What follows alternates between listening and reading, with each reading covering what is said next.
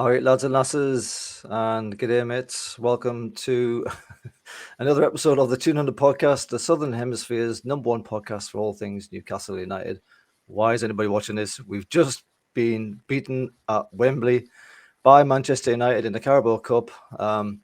It was 2-0 in the end. We're going to do a review of sorts of this game. It's going to be one of those, isn't it? Let's just muscle our way through this one. Let's just get this one out there. We need to do it. Joining me today for this one is Craigie. First of all, up in Mackay. How are you going, mate? I'm good, mate. Apart from being absolutely shattered and disappointed, I'm actually Dean Reed. Yourself? About the same, mate. Dimi, your throat is absolutely goosed. How are you going, mate?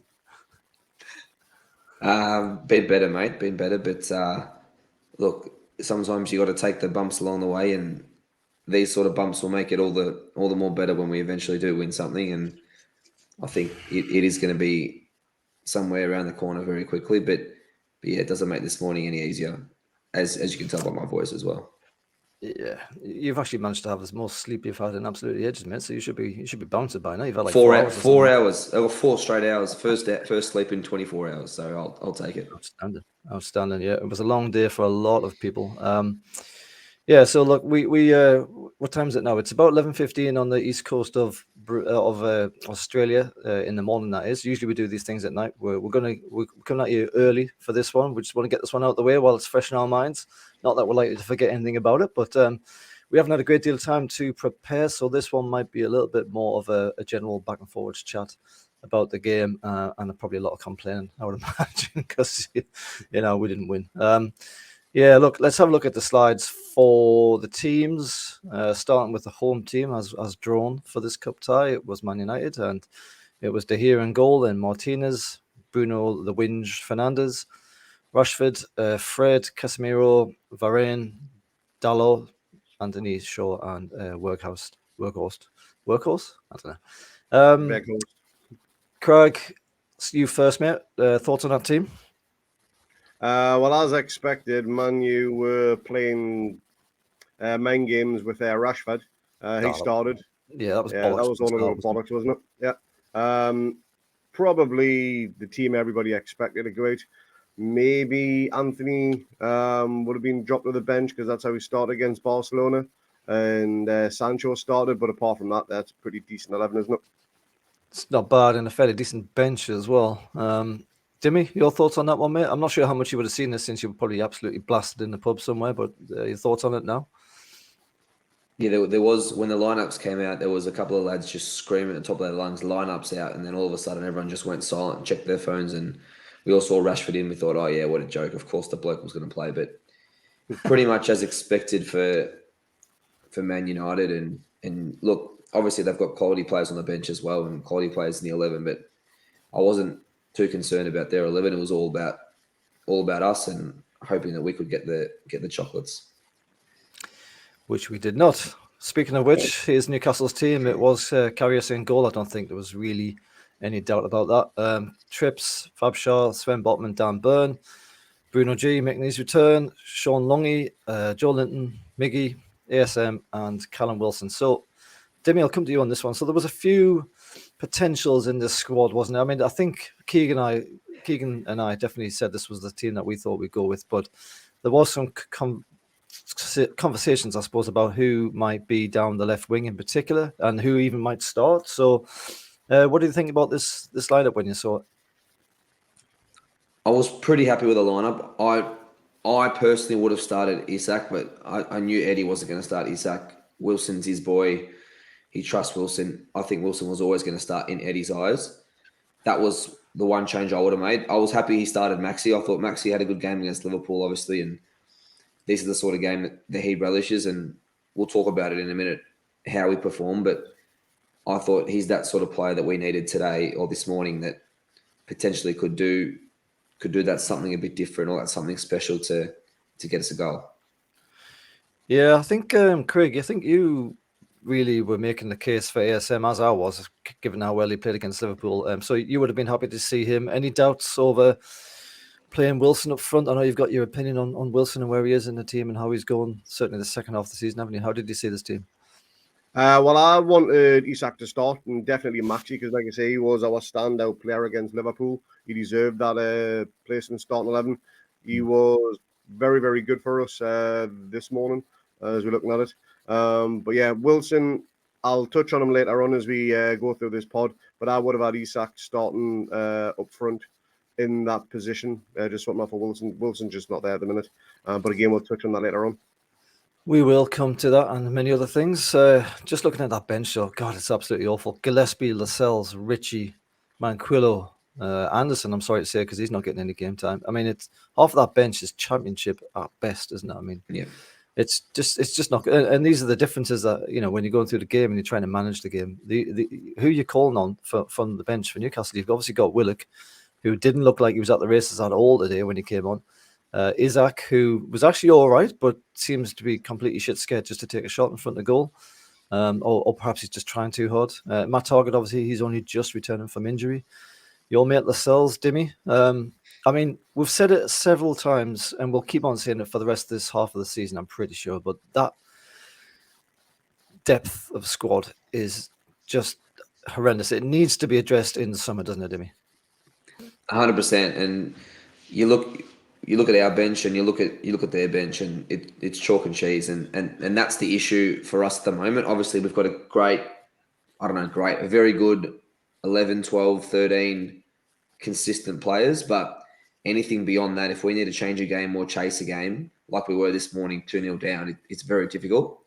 So I think the number one priority has got to be, yes, you want to improve the starting 11, but you want to get that 7 or 8 on the bench to virtually the same standard as the worst player in the 11, which is not easy to do, but without riches, that's something that we really need to look to do. Yeah, absolutely. All right. Well, look, that was the lineups.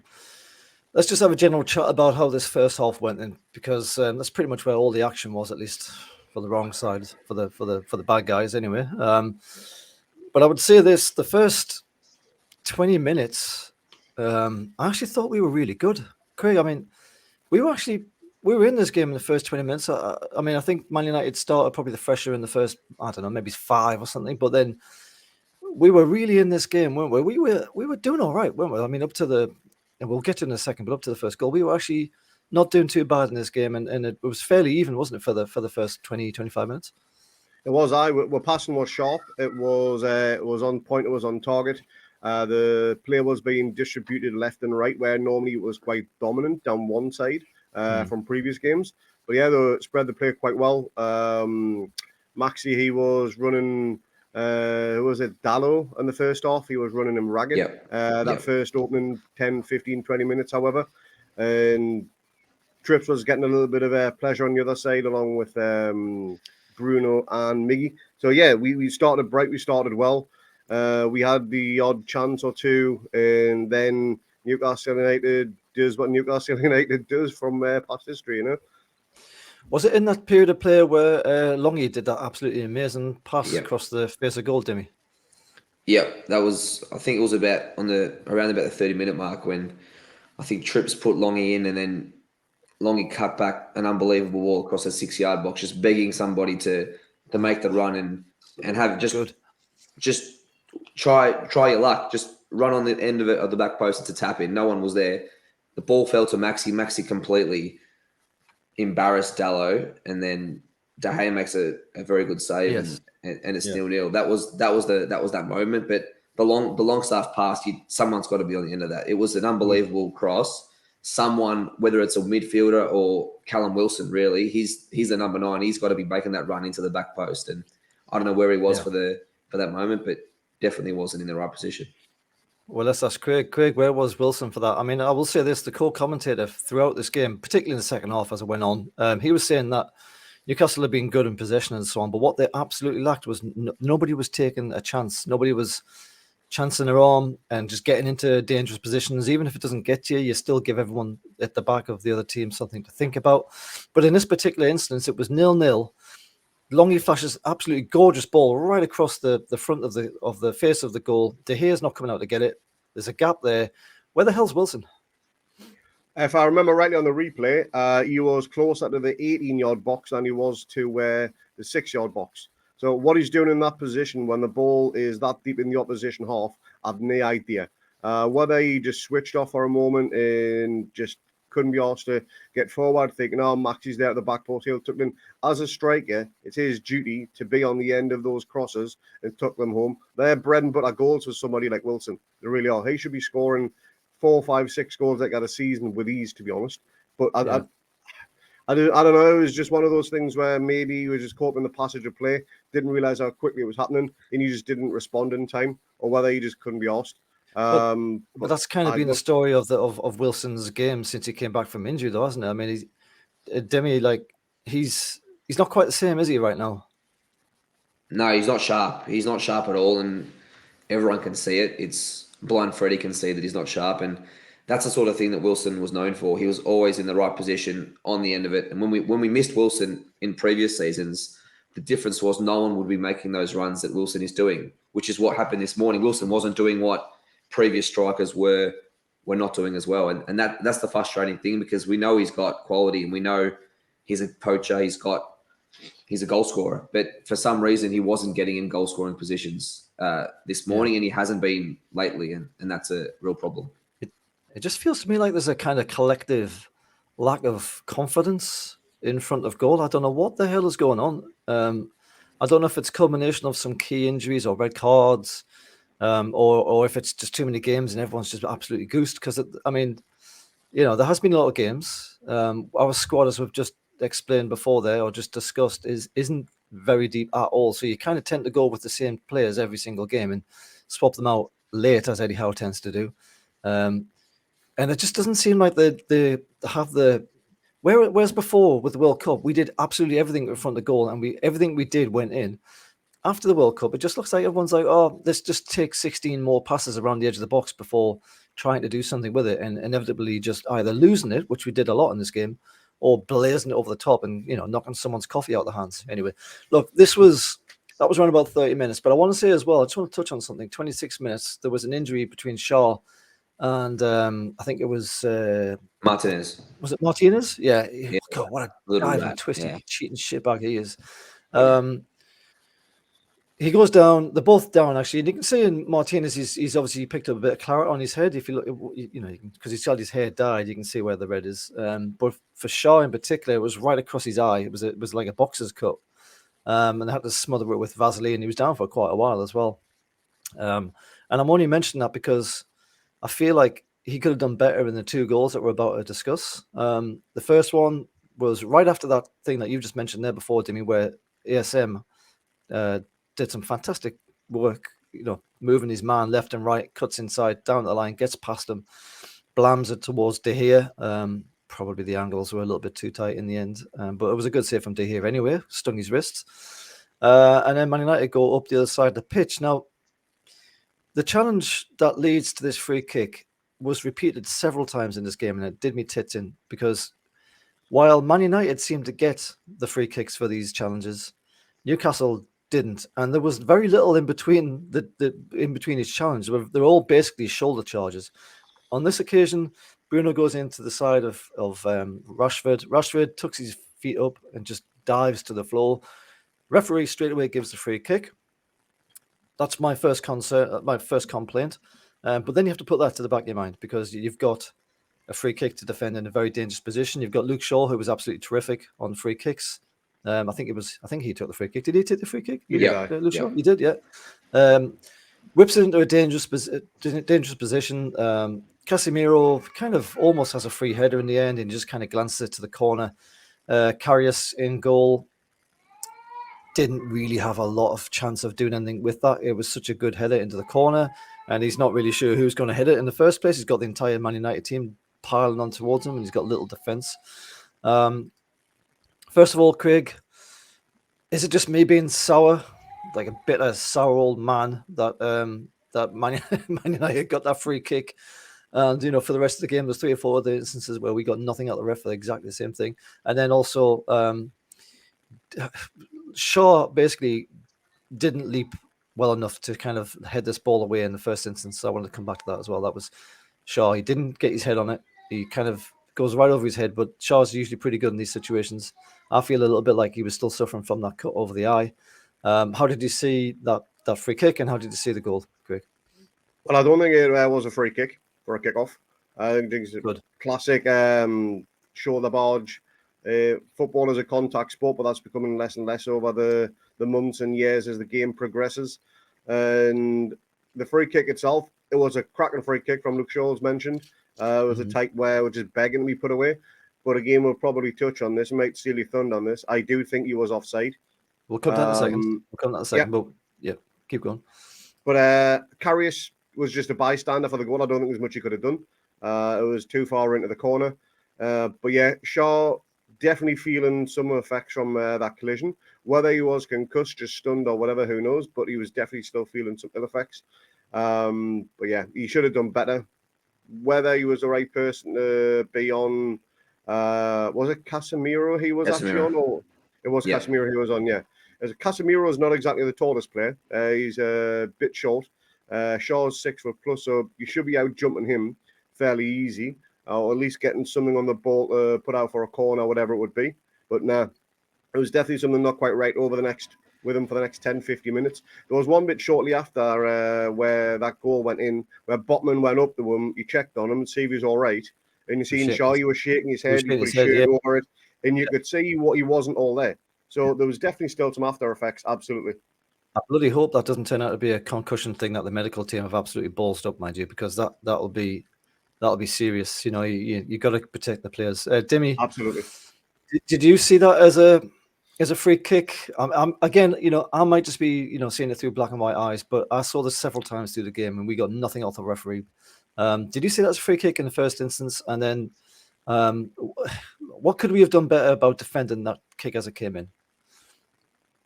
Yeah, so first of all, I agree that it's a shoulder to shoulder, but it's the reaction that gets the free kick. Because Rashford swan dives full length on the floor, from the position the referee's in, he thinks he's been barged over in the back, and Bruno hasn't played the ball, so he's given the foul. Plus the fact that it's Rashford, he's the hot topic, he's the golden boy at the moment of English football. He's going to get that decision 9 times out of 10. That's just is what it is. So I think you're right. That challenge happened many times throughout the game. I think Maxi copped one virtually in the same spot in the second half and didn't get the foul. Exactly. I think Luke Shaw it was who put him down, or maybe Wan-Bissaka, whoever it was, but exactly the same position, no foul. So that's the frustrating part. But in terms of defending the free kick, it was a cracking ball by Shaw. He's put it into an unbelievable area. The one thing I had about the goal, I think we were a little bit too deep. I think we allowed the ball to get a little bit. It was basically he headed the ball from inside the 6-yard box virtually. So the ball came pretty deep. It was a cracking ball, but I think we could have set up a little bit better and potentially, obviously, we'll talk about it a bit if it was offside or not, but potentially made that a bit clearer for us by not sitting as deep from the free kick. And again, they're the little small details that you lack when you have a goalkeeper who hasn't played for 2 years. He's setting up that line. He's setting up the wall. He's setting up all that sort of thing. Sometimes you miss that bit of cohesion and consistency that Popey potentially might have had with the centre halves in the back four. Interesting that you say that you think it was too deep, because the co-commentator was saying that the line was too high. Like, I think he was making a point that you allowed Man United to run onto the cross, rather than kind of just basically jump and leap and defend it and with your head and get rid of it. That's, I don't know. Maybe it's the same point, but just said in a different way. Let's come on to the hot topic of that goal, and with the slide on the screen here.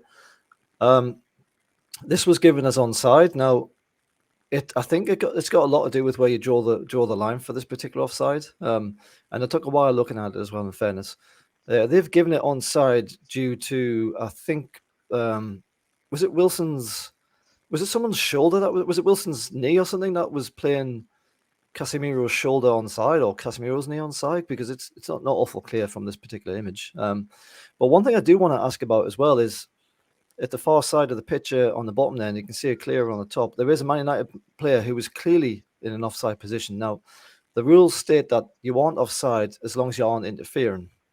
But if you watch the replay, that guy who's standing well offside actually actively blocks Dan Burn from his run in to defend. Now, that to me, whether or not Dan Burn could have got there and defended, probably wouldn't have. But the point is, Dan Burn might have been able to influence Casemiro in such a way to put him off. And that wasn't even considered from what we saw on the VAR replay. So 2 points there for you to talk about, Craig. Take your pick, mate, and Demi, you can talk about the other one. First of all, I do think Casemiro is offside. I think his shoulder is just off. I know it's fine margins and everything else.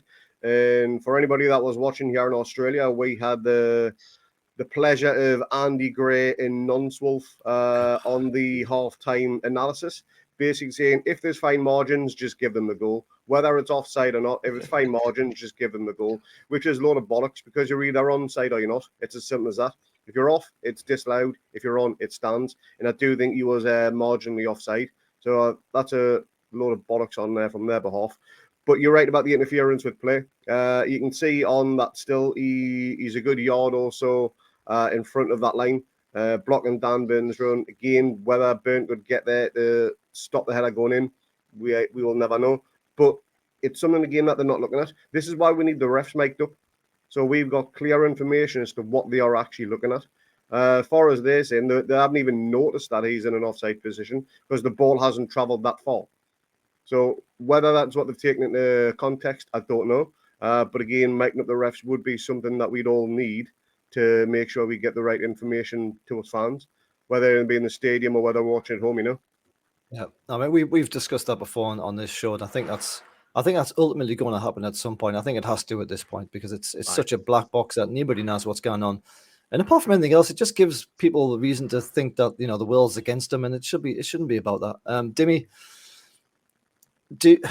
Craig says there that maybe they didn't count the guy at the back being miles offside because the ball didn't get to him. However, the rules say that if you're interfering, whether or not you get the ball, you are still considered offside. So can you explain why this guy wasn't considered as part of being the offside trap here? I mean, because he's clearly offside. You can see even at the bottom here where they've drawn the line. His foot's well in front of the green line. So any thoughts on why this guy wasn't actually counted? Well, basically, because I think they're incompetent, to be fair. They don't really know what they're looking at. If you remember the Palace, do you remember the Palace goal that we obviously got disallowed when I think it was Willock got pushed into the goalkeeper, and they saw that they only looked at Willock fouling the goalkeeper or bumping into the goalkeeper, but they failed to look at he was pushed. Yeah, it was the same incident, but they were looking at the wrong thing. So whoever these clowns are that are running it, or they've got 100 TVs or 100 different angles, they still can't see what's going on. The thing that I don't understand about this goal is that line is very subjective to where it's drawn. And for a cup final, the camera angle is fucking awful as well. So I don't know how in a cup final, that's the best line or the best angle that they can find to say that Wilson's knee or his cock or whatever is keeping Casemiro onside, sorry. Because from first glance, it does look like Casemiro's shoulder is ahead of Wilson's foot. So I don't know, again, where they've drawn the line, but it's one of those things that decisions like this is not going to go for us. I mean, we've got to call a spade a spade. When we play Manchester United, these decisions will not go for us. They never have and they never will. So we've unfortunately got to live with it, and it's gone in the record books. It's a goal, but as soon as even when they were looking at it, I thought there was absolutely no chance they were going to disallow it. Even though it did look offside, I thought there was no chance that they were going to disallow a goal for the great Manchester United in a cup final. It just won't happen. Especially not when they're on such a ginormous trophy drought, after all. I mean, tough. You feel for them. You real feel for them. Yeah. 6 entire years. Christ almighty. I've had shit that lasts longer than that, man. All right, well, look, that was... so that came on the 32nd minute, and that was really... I don't say against the run of play, but as I said before, there we were doing very well in this game up to that point without actually having really given De Gea anything to think about. And yeah, that was just on the back of ASM having stung De Gea's palms just a few short minutes beforehand. Now, if that wasn't bad enough, it gets worse, doesn't it? Because on 40 minutes, Man United go 2-0 up. So there's two goals within the space of 8 minutes. Sort of flashback maybe to the Liverpool game where they went up 2 in short time. I hope that's not a weak belly we are starting to expose. But it was on 40 minutes. And not for the first time in this game, an awful lot of luck involved in this one. But you make your own luck sometimes. Rashford's running down the line with the ball. He looks like he's either going to try and cross it across to someone else in the box, or he's trying to cut the ball across the face of goal to go into the far corner.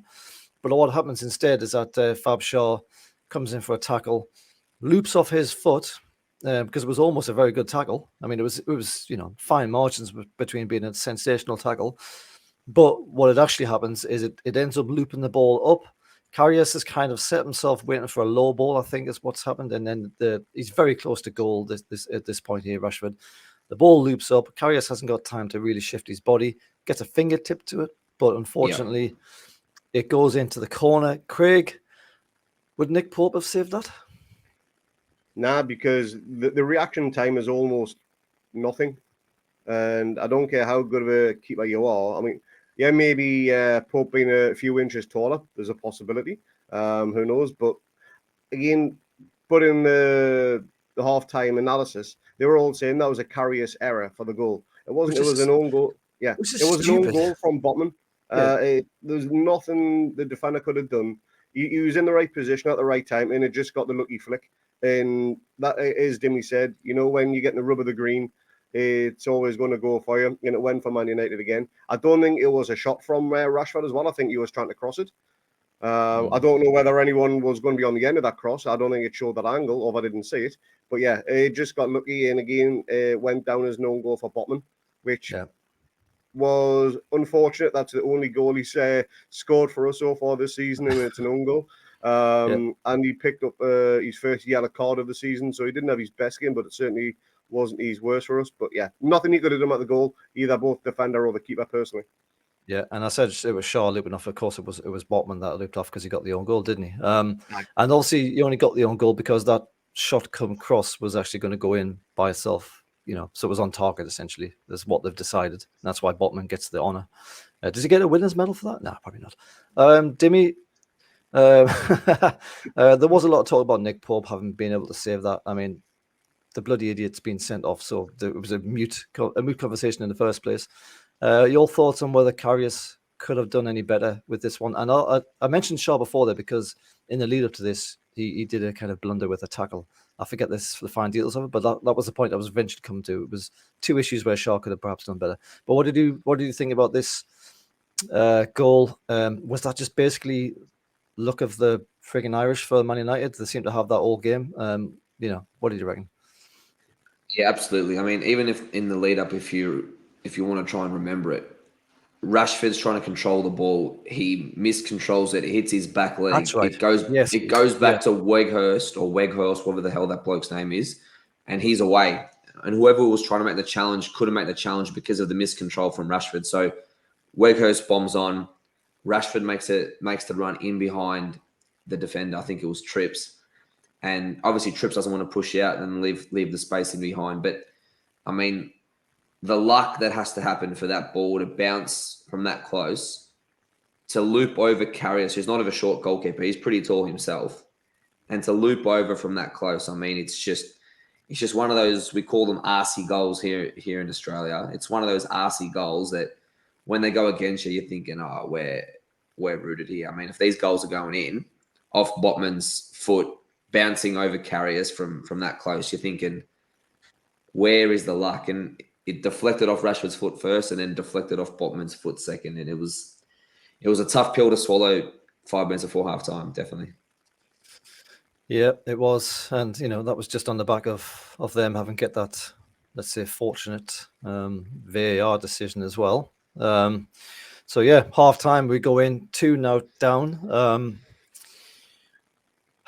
I wonder, what do you think Eddie Howe's halftime talk would have been, Craig? Would it have been just a case of keep on doing what you're doing? Or, I mean, he obviously identified there was an issue because he brought Isak on for the second half. So he obviously identified that Wilson wasn't really... No, he kept Wilson on, didn't he? He took off Longstaff. Yeah, Longy off. So he obviously identified either that we just had to go for it or that, midfield was well under control and we didn't need to have three in the middle or something. I don't know. Because he actually had to change that later on due to their subs and had to bring on Willock to try and show up the midfield a little bit. But what do you think his halftime talk would have been? Do you think it was just a case of, look, go out there and give it your best and whatever happens, happens? You're already losing 2-0, nothing to lose? Or was his tactic to get Isak on there and do a 4-4-1-1 or 4, I don't know what combination it might have been? But Isak was definitely behind Callum Wilson. Was he Was he just thinking, let's just go for it, lads, let's just do what we can, let's just try and get this goal, the first goal, and give the fans something to cheer? Yeah, I think it was a case of gung-ho type tactics on their Football Manager. Again, we got now to lose 2-0 down. I'd rather lose 3-0 and put up a fight than lose 4-0 and just sit back and absorb the pressure and whatever, you know. Just one of those things where we had to try and get something from it. I wonder if Longstaff picked up an injury just before half-time. He got clattered and he channeled his inner Lauren Robert with that loud shriek everyone heard, I think, around the stadium. Does that all the time. So I have no idea if he was carrying a knock or anything, because that was literally just minutes before half-time. Maybe that was part of the reasoning for the switch as well. Maybe that was a forced early substitution. Don't know on the update on Longy yet. But it's not like how to make a rash decision at half-time to make a change. Can't remember the last time he did make a change at half-time. No, normally he's, 60, even 70 minutes plus before he'll make a sub. So whether that was forced, whether that was in his plans or not, we don't know. But yeah, Isak, he did make a bit of a difference when he came on because he is a ball-carrying player, but he was sitting too deep. Not really the best type of place for him. The commentators at half-time, it was Gorilla Mitts. He goes, "Oh, here comes Isak. He's slower than a weekend in prison." and Andy Greer's like, "Ho, ho, ho, ho." And I'm thinking, he's fast. In fact, shortly after came on, he skinned Rashford down the wing in here with the ball. Like Rashford just gave up because he wasn't going to catch him. These guys haven't got a single clue about this club. That's why they're in the Qatar. That's why they've been banished to Qatar, because they're irrelevant people, irrelevant human beings, and no one gives a shit what they say. So they've banished them to the Qatari state and let them worry about the game over there. It was laughable actually, because before the game they both said, "Oh, I really hope Newcastle wins," and I was like, "Oh, you bunch of snakes, absolute snakes! There's no way you want rubbish just to win." Rubbish. I said exactly the same thing. Anyway, second half. Look, I don't have a great deal of notes for the second half. It was a lot of Newcastle United. I will say that we took control of the game, but it very much felt to me like Man United were like, well, you know what, we've got the 2 goals here. We don't have to do a damn thing. They visibly to me sat back deeper a lot of the times. And they also, which I thought was just brilliant, they also started to waste time at every opportunity, to the point where De Gea got yellow carded at the end. On the back of what Ten Hag was saying about Newcastle and about how they're horrible to play against and waste time and blah, blah, blah, blah. And they come out and do exactly the same shithouse tactics back to us. Now, whether that was just, to be spiteful against us or what, I'm not sure. But, they were clearly just trying to see this game out, play within themselves. I feel like they had... Like, let's say, for example, we had got a goal, right? Which did look very likely. But let's say we got a goal. I think they had 1 or 2 more gears that could have went up. They were very comfortable. And we didn't really challenge too much, although there were some chances, weren't there? So, Craig, let's think of the chances that we had in this second half, because I didn't write them down. But there was definitely that looping header from Joe Linton, where De Gea kind of had to just like cat slap it away from the corner because it was looping in. What other ones did we have? We had Jacob Murphy channeling his inner Roberto Carlos. Jesus. I thought that was in. I think 99% of every other Newcastle fan and even a lot of the Man United fans thought that was in. It was literally a bee's dick. De Gea thought as well. De Gea was like, oh, no. He was rooted to the spot. You could have 2 keepers and then they wouldn't have been saving that thing. It was an absolute rocket. But you know what's funny? You know what's funny about that though? You know what's funny about that? That was after he did a classic Murphy blam on goal, where it kind of just went, it took off it. And basically nudged the moon out of orbit. Like, you thought, oh well, that's what we're getting from Murphy. And then the second time around, he just kind of sees the space and he's just winding up his foot, isn't he? Saying, "Hoof!" And I think in the end he put too much on it, didn't he? Just curved away from the corner of the goal there. It was so close to here, was not getting anywhere near it. Dimi, was there any other goal mouth action from Newcastle that you can remember? Yeah, there was a couple of moments. I think Joe Linton had his shot blocked, and then Wilson had his shot blocked, and the ball, it was just one of those things. Again, we talk about the luck of the Irish. The ball was just not falling to the right players or to the right spot. There was blocks, there was deflections, there was ball bobbling, but it just wasn't falling for us. There was a lot of balls in the box. Obviously, a lot of them weren't good enough quality, which was clear, but the ball was just not falling for us. And sometimes I said it to you guys on the chat. Sometimes you need a bit of luck in these games, and you need something just to fall for you, whether it's off someone's ass, it's a deflection, whatever it is. You need some luck. And the ball, as the half went on, we were having the possession, but the ball was just not falling for us. And like you said, Man United were happy to sit back. They were comfortable playing on the break, playing long balls to Rashford and getting in behind. And that was unfortunately our downfall. And as we've seen all season, really, when teams sit that deep, we do really struggle to break teams down. We don't have that natural number 10 to pick a pass to make that killer touch. And being 2 goals down, Man United had every right to sit back and just invite the pressure and think, if we sit back on their 18-yard box, more than likely you guys aren't going to be able to break us down. And they were right. De Gea wasn't really forced into a save except for that header from Big Joe towards the end. And yeah, it was frustrating not to test them a bit more. Look, Man United in that second half reminded me of Newcastle under Steve Bruce. Get a 1-0 lead and just sit back and camp in your own half. But they didn't have to do anything else, so it did that. I mean, 2-0 did it, yeah. 2-0 did They've got loads of games coming up, still in the Europa League. They've got lots of things they have to manage. They've probably seen our season this year and thought, there's no chance these buggers are going to get 1, then never mind 2. They kind of score to save their own bloody lives. So why would they? Why would they go out of the way to try and get more goals?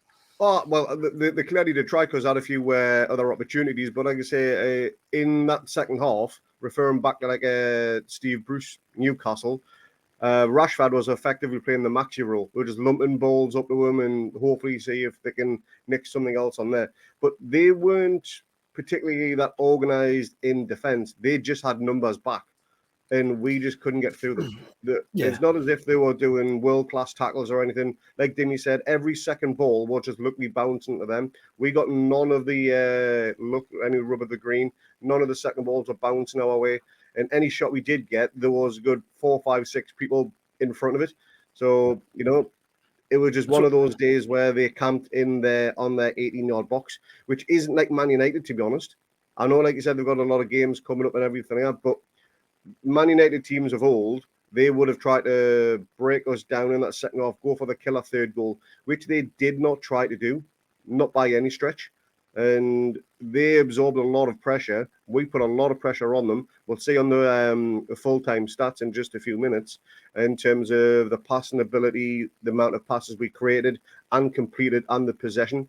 We were, for large parts of that game, the better team in the middle of the park. Just in that final third as well, we're lacking. But again, we've covered that many times before, and we'll probably cover it many times again. I have to say, I think that's somewhat of an illusion, though. They were 2-0 up. They're sitting back deep. They're letting us have the ball. So obviously, it looks like we are controlling the game. They're not scared of us in the slightest. They know that we are not going to score a goal because that's the story of our second half of the season. I think the possession stats that we'll come to in a minute are really kind of skewed, because Man United didn't really care. They didn't want the ball. They'd done the job already in the space of 8 minutes in the first half. And, they could just sit back and let us huff and puff and would get absolutely nowhere, as was the case. And I also want to point out about that defending as well. I mentioned it even, I think, in the first half. Man United defended in huge numbers every time we got anywhere near that goal. Not just the second half. I'm sure it was in the first half as well. But if you compare that to Newcastle, at times there was just 3 or 4 at the back and everyone else was running backwards to try and help out. So I think in a large sense, the tactics from Man United were absolutely brilliant. If you have so many people in defence and you can get out and play the ball further up pitch when you get the chance, you've basically snuffed out any threat from the opposition. And I do wonder why Newcastle, maybe we were just gung-ho a little bit and trying too hard to engineer the ball into the net, and people were pushed up. I do think also that we got tired. Botman was absolutely fingered by the end of it. Dan Burn looked absolutely knackered. ASM went off because I think he's not had enough game time. He had a good game, but I think he was knackered when he came off. And then, the subs, bloody Matt Ritchie. What? Matt Ritchie's coming on. Is he just coming on to get a medal? Maybe it's in his contract. Maybe there's a appearance clause in his contract that he's got to play it. That would only make sense. That would only make sense if they intend to keep him. I hope that's not the case. I mean, he had that he got that first free kick. He hadn't been on very long, and he just belted straight into the first Man United player. I was like, oh, yeah, man. How do better, lads. Anyway, anybody want to say anything else about that second half? Because to be honest with you, it kind of just was a lot of huff and puffing. Nothing else came of it. Murphy had that absolutely sensational blammer that didn't make it in. And Man United are diving all over the place. Wan-Bissaka's falling over and getting free kicks, and he does it to ASM, and we get absolutely nothing. Eddie Howe made some changes quite late in the game, didn't he? When did Murphy come on? Because that was another classic sort of 70, 80 minute kind of period, wasn't it? And 80th minute thereabouts, I think. We'd visibly slowed down by this point. Like, we were out of ideas as well.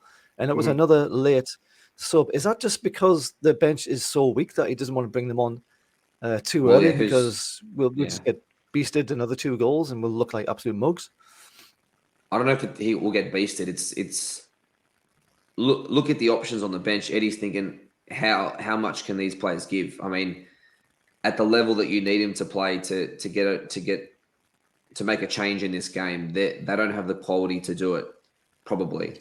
So he's thinking maybe 10 minutes, they might be able to do something for 10 minutes or 15 minutes. But for half an hour, these guys aren't good enough to make a difference. And he wanted to keep as many of his first 11, 12 players on the pitch for as long as possible. Bruno was battling. He rolled his ankle, so he couldn't continue, I think, after about 70, 75 minutes, which was a blow because I thought in the first half an hour, Bruno was clearly our Bruno, not their Souk Bruno, the Portuguese Muppet, but our Bruno was clearly, for me, in the first half an hour, the best part of the pitch. He was unbelievable. Brilliant.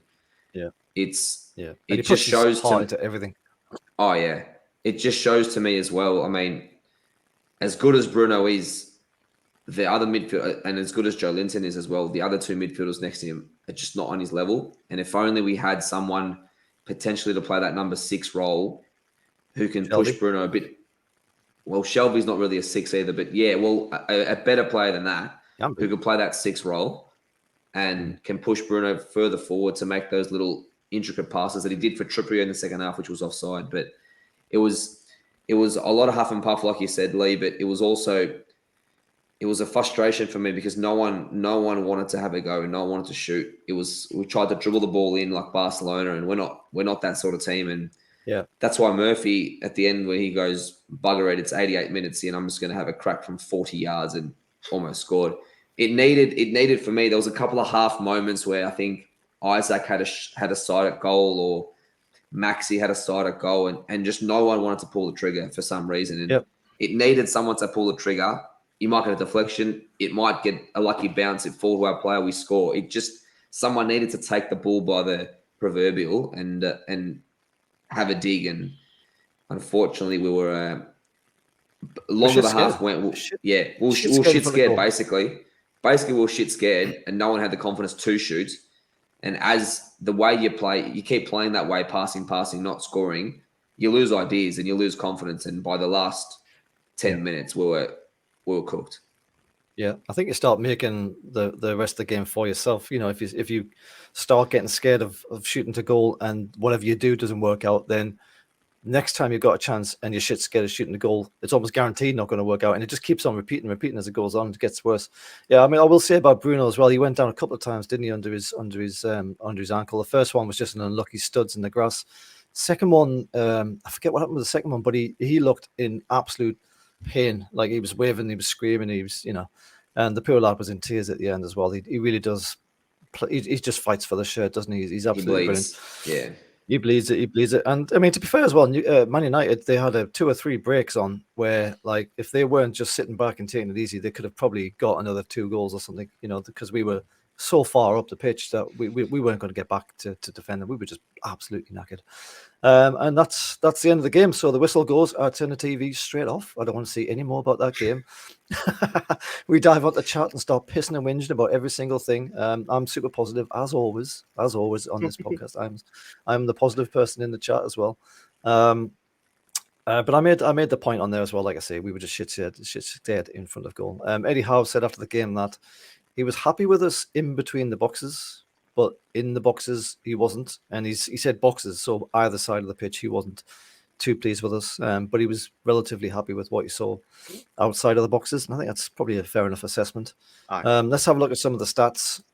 Craig, I'll come to you first if you want to comment on this. So, but the possession, which I think you hinted up just before there, 61% to Newcastle to 39 Manchester United, which is it beggars belief. There was 14 shots from them to 15 from us, but they had 10 shots on target and we had two shots on target.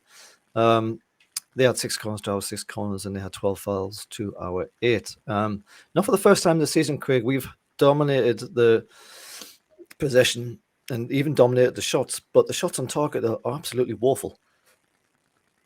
Yeah, I think it's all just down to how well they packed out their penalty box across that 18-yarder. We just couldn't break it down, couldn't get through. And if it beat one person, it would then fall to another. We just couldn't get to. The fouls, it's a very strange one because, Ian, this could just be black and white blinkers on you. I thought the ref blew a lot more fouls against us than he did for them. I don't know if anybody else thinks the same. I think it was more for us in the first half, and then it kind of balanced out in the second, probably. But that possession, it shows that we are good with the ball between the boxes, just to quote Eddie there. But it is what we're doing at the positive end, where it is massively lacking with those shots on target. And, you know, if you don't get a shot on target, you're not going to score a goal. And that's just something that needs to be worked on the training ground, whether it's a case of Isak takes up the mantle and starts games now, as Wilson looks a little bit dogged, a little bit jaded. He's slow, sluggish, and just doesn't look bothered, to be honest. So I would definitely swap him out for the next game against City. But those stats there, they don't tell a true reflection of the game, I don't think. Because that, if you're looking on that there, you wouldn't think Man United won that game 2-0. Because they got 2 very, very lucky goals. Those goals weren't crafted out of world-class players or anything like that. They got 2 very lucky goals, and they just defended back in numbers. And it was heartbreaking to watch because, you know, we played well. We didn't sit back like we did in the 99 Cup final, where we were absolute dog shit. We deserve to get something from that game. And I'm a bit heartbroken because we waited so long for this. We will get another chance at it. But yeah, it's just an unfortunate string of events that just didn't fall our way on the day. All right. Well, let's move on before you start crying again. I'm sure you've been crying the whole time. You were crying before the game. Look, watching the fans, crying after the game. I'm sure crying halfway through it, no doubt, at halftime. Dimi, possession 61% Newcastle, 39% to Manchester United. Jack in the chat seemed relatively happy that we are controlling games at the minute in the league as well. But the fact that we only had 2 shots on target out of 15 is, for me, the problem. I know I don't want to flog the dead donkey here, but it's clear what the issue is with this squad right now, for me. What do you reckon?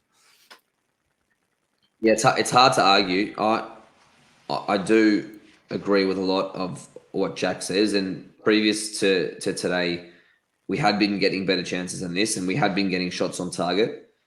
Today we didn't. The only time we had a proper shot on target was in the first half. Was Maxi makes a world-class move and gets a shot away. But besides that brilliant dribble, there was nothing else for De Gea to do until Joelinton's header in the 90th minute, when he looped a header into the back post when De Gea sort of clawed it away. So that is the issue. And again, that's where you need to pay the big bucks, is to get those players who unlock the doors, who finish the chances, who make the difference in the 18-yard box that you're attacking. That's what costs the money, and that's probably the last thing that always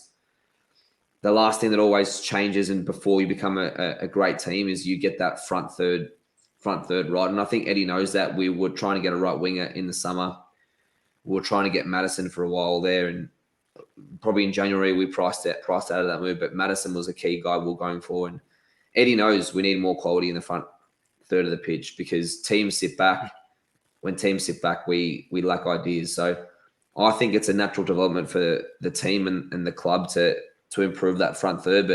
But like you said, it's hard to argue that the front third isn't the problem at the moment, because we're just not scoring goals. And not scoring goals. Although we are creating today, we didn't, but we had been creating chances, but we're not creating enough chances and not enough consistent chances or pressure to sort of force the ball over the line. I'm amazed you didn't mention XG and all of that. You're an XG wanker, aren't you? I am an XG wanker, and just on that point, it was a victory on XG for us. I think 1.2 to 1.1. So we'll take that Get in. victory. But no, We did. but We did. huh? Here's me thinking we lost, but we actually won. Yeah, Won the XG trophy. All right. Well, that's the end of our review for this game. God Almighty, let's just wrap this up because I don't think anyone else wants to be here for any much longer talking about this fucking game. Man the match, Craig first. Maxi. Dimi. Yeah, Maxi, I agree. I'm going to go for Bruno. I think he's been sorely missed. I tell you what, we also missed. I think we missed Gordon in this game. I know he's only been here 5 minutes, but his just raw fury could have dragged us up that pitch a little bit more, and he's got some quality in his foot as well.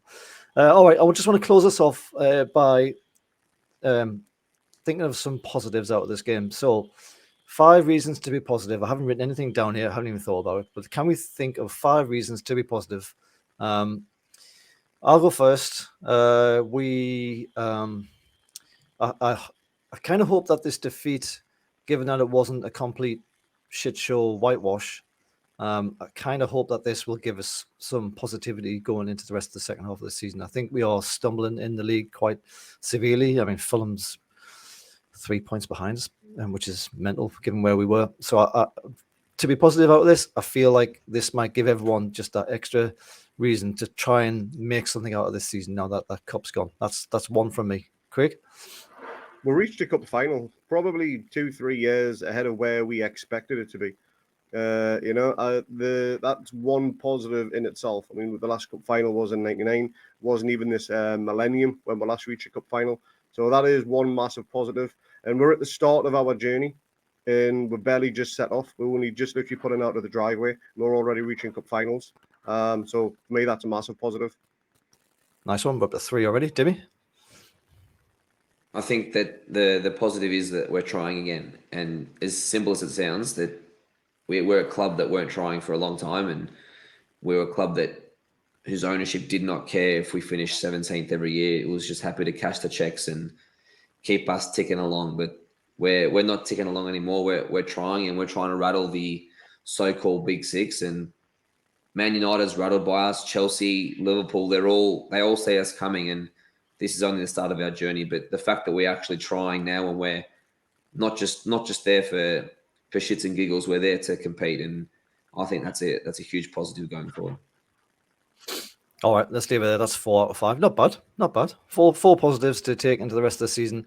Just final word to the fans. Absolutely sensational down in Trafalgar Square on the night before. And you can sort of see it in the background of this poddy here. Just unbelievable inside Wembley. Those black and white stripes were just a sight to behold. The noise that they made. But in particular, at the end of the game, when it was clear that we're lost, everyone gets the flags out and start waving them around. I mean, it was heartwarming. It was brilliant, and I hope those fans go home, full of pride and positivity for the rest of the season. That we can get something out of this season. We would have all taken the final, and top 8 finish. But it's very difficult to sort of sit here where we've been 3rd and at a cup final that we've lost to kind of. For me, anyway, to accept that as all we end up getting out of the season. I want us to at least make Europe, but I would much prefer as well to get the. I wouldn't say Champions League, but I think we've blown that one. But I'll be happy if we get top 6. If we get top 6, that shows a real decent season from Newcastle. And yeah, that will do for our review of this game. Put this one to bed, everybody. Look forward to the future for the rest of the season. This is only the start of the story. We have got a long way to go yet.